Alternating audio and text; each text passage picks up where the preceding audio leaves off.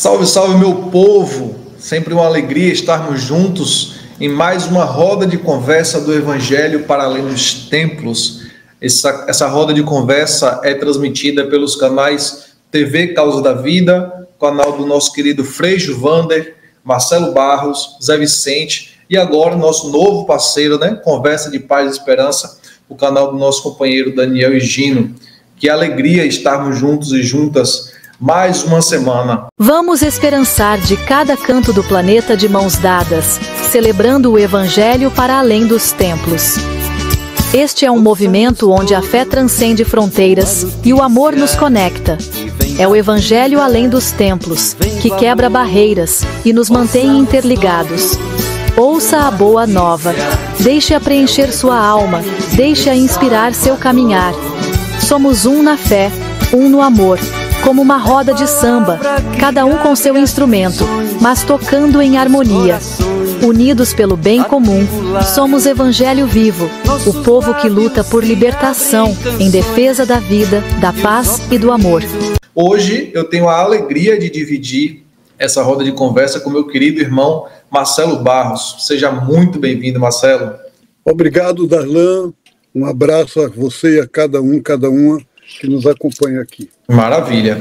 É importante reforçar, pessoal, que seu compartilhamento, seu comentário, sua curtida é muito importante para a gente ter engajamento. Envie para as pessoas da sua família, seus conhecidos, para que a gente possa alcançar cada vez mais pessoas e essa mensagem, essa roda de conversa também chegue a tantas casas, tantos lares, Neste terceiro domingo da Páscoa, o evangelho que a gente reza é João, capítulo 21, versículos do 1 ao 19.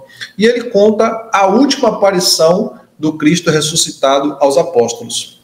E aí, Marcelo, eu queria que você desse para a gente essa primeira chave de leitura para que a gente compreenda melhor esse evangelho. Hoje em dia, tudo que é de estudo sobre isso mostra que esse capítulo foi acrescentado ao Evangelho de João. A comunidade do Evangelho de João era uma comunidade que não tinha ministérios muito especificados. Toda a comunidade era ministerial. Não havia apóstolo.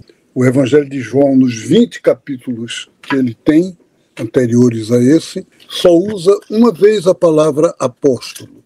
Lá de passagem, no capítulo 6, que talvez tenha sido até acrescentado também. Então, mas é claro que a comunidade cresceu, tem problemas, tem conflitos, tem questões a resolver e precisou de clarear mais os cargos, os ministérios na comunidade. E aí fez esse capítulo. Esse capítulo, ele tem como personagem importante Pedro, mas a gente vai ver que não é de qualquer maneira. Mostra como é que na igreja cristã deve ser o ministério. A primeira coisa, Darlan, é que a pesca fracassou. Quer dizer, o trabalho dos apóstolos, como você diz, a noite inteira era de noite, portanto um momento difícil, e fracassou. E aí Jesus ressuscitado aparece de madrugada. E essa é a novidade do Evangelho. Que bacana, Marcelo. Esse é um evangelho relativamente longo, Então, logo, ele tem muitas informações. E aí você já trouxe algumas chaves de leituras bem legais. E aí, dentro desse contexto da fala de Pedro, eu fiquei com a impressão que ele não fala muito bem do ministério de Pedro. E aí você trouxe a informação que ele é um pescador que pesca a noite inteira e não consegue nada, Quando Jesus aparece, ele percebe, inclusive, que ele está nu. Como que a gente pode fazer a interpretação desse trecho do Evangelho? Claro que há várias interpretações, mas possivelmente, até pelo fato de ser meio contraditório que alguém se veste para nadar no lugar de tirar a túnica para entrar na água, ele coloca a túnica. Então é meio contraditório. Portanto, provavelmente o sentido é mais simbólico de dizer o encontro com Jesus ressuscitado mostra que você está nu, quer dizer, que você está frágil, que você está sem proteção, que você precisa de uma ajuda, um apoio, uma força. E ele se mete na água para encontrar Jesus e para ter essa segurança. Muito bem. Marcelo, logo abaixo, né, ao desenvolver do Evangelho, diz que Jesus se manifestou aos discípulos na beira do lago, os ajudou a pescar, assou o peixe, comeu com eles, e ainda assim o Evangelho complementa: ninguém perguntava quem era ele, porque todos sabiam que era o Senhor. Como que a gente interpreta? Eles reconheceram Jesus, eles não conseguiam identificar, eles estavam ali meio que atônitos com aquela cena. Como que a gente pode traduzir? Pessoas que conviveram com Jesus um tempo tão grande, né, no meio da vida, caminharam com ele, viajaram juntos e não o reconheceram. A gente pode interpretar de duas maneiras. Uma é que o Cristo ressuscitado, de alguma forma, era o mesmo, mas ao mesmo tempo algo mudou. E aí Paulo dizia que mesmo que tivesse conhecido ele antes da paixão, agora tinha que ter um novo conhecimento. E é esse novo conhecimento ao qual Pedro e os apóstolos são chamados. Por outro lado, para mim pessoalmente, é interessante eu pensar quem era esse rapaz na beira do lago. Era o Jesus histórico ou era alguém que representou para eles o Cristo ressuscitado? Um migrante, um pobre de rua, por acaso estava ali, uma pessoa que morava na beira do lago. E os discípulos são chamados a reconhecer nele a presença do Cristo ressuscitado. Como nós somos hoje convidados a reconhecer na presença de companheiros, né, de companheiras, de pessoas carentes, de gente que a gente encontra na beira do lago da vida, o Cristo ressuscitado. Eu gosto dessa interpretação. Amém. Que bom, que rico essa reflexão. A segunda parte, né, do relato desse evangelho nos conta que, depois de cear, Jesus perguntou a Pedro: tu me amas? E Pedro responde: eu gosto de você.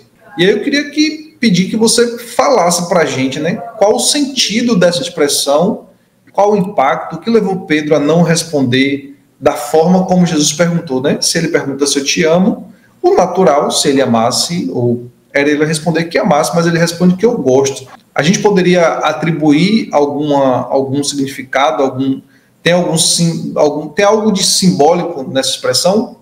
Se Pedro até hoje é o símbolo do ministério na igreja, e o pessoal hoje diz que o Papa é o sucessor de Pedro, é interessante que Jesus pergunta a ele 3 vezes: você me ama? Antes de confirmá-lo no serviço. Para ele poder exercer o ministério, primeiro ele tem que responder a Jesus se ele ama. O ministério se baseia no amor a Jesus.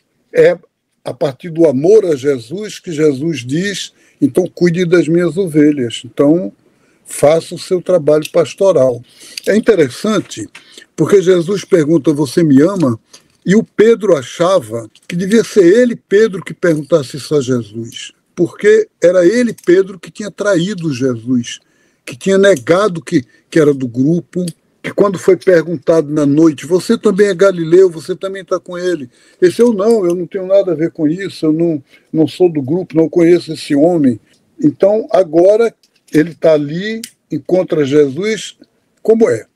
Era ele? É Jesus que devia perguntar a ele, é ele que devia perguntar a Jesus: você ainda me aceita? Eu ainda posso ser seu amigo depois do que eu fiz com você? Entretanto, não é ele que pergunta, é Jesus que pergunta a ele: você me ama? E ele não tem coragem de responder: eu te amo. Ele responde: eu gosto de você. E Jesus se adapta e diz: já que é assim, você gosta de mim? E aí 3 vezes até dizer: siga-me. E dizer: você vai me seguir, inclusive no dar a vida. Acho que isso para nós, Darlan, é muito importante, para cada uma de nós. Primeiro, Jesus se adapta a gente, a minha forma de ser, a sua. Quando Pedro respondeu: eu gosto de você, Jesus se adaptou e perguntou: você gosta de mim? Quer dizer, ele não perguntou mais: você, escuta, eu vou insistir, você me ama? Não, ele adaptou-se. E é muito diferente amar e gostar, né? Então, absurdamente diferente. Então, eu penso nesse sentido que para nós fica isso como apelo hoje. Ser capaz de basear o seu serviço, o seu trabalho, a sua missão no amor, no bem-querer, seja ele como for, mas nesse eu gosto de você, você sabe tudo, então sabe que eu gosto de você. Nós estamos preparando, Darlan, para quem quiser, uma escola bíblica para além dos templos. E essa escola bíblica é para todo mundo que quiser, a maior parte dela vai ser virtual. Vocês procurem na internet que vocês encontram como se inscrever e se inscrevam para a gente fazer essa leitura da Bíblia libertadora, que nos ajude na vida e que nos faça viver o amor de Jesus na relação, no compromisso com o povo. Que forte e que convocação, né?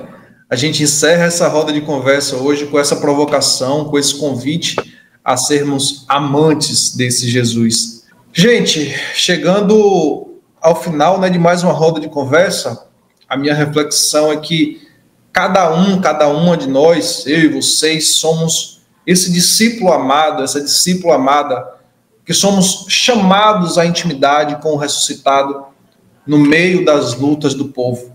Como aquela pesca à noite, era a luta de sobrevivência para aqueles homens pobres. E nessa intimidade somos convidados e convidadas hoje a seguir Jesus no seu projeto de transformar o mundo no reino de Deus e nesse segmento. E é assim que a gente deseja. Beijo no coração, lindo domingo, linda semana, e a gente continua aí celebrando a Páscoa. Gratidão, Marcelo. Vamos esperançar de cada canto do planeta de mãos dadas, celebrando o Evangelho para além dos templos. Este é um movimento onde a fé transcende fronteiras e o amor nos conecta. É o Evangelho além dos templos, que quebra barreiras e nos mantém interligados. Ouça a boa nova. Deixe-a preencher sua alma. Deixe-a inspirar seu caminhar. Somos um na fé, um no amor. Como uma roda de samba, cada um com seu instrumento, mas tocando em harmonia.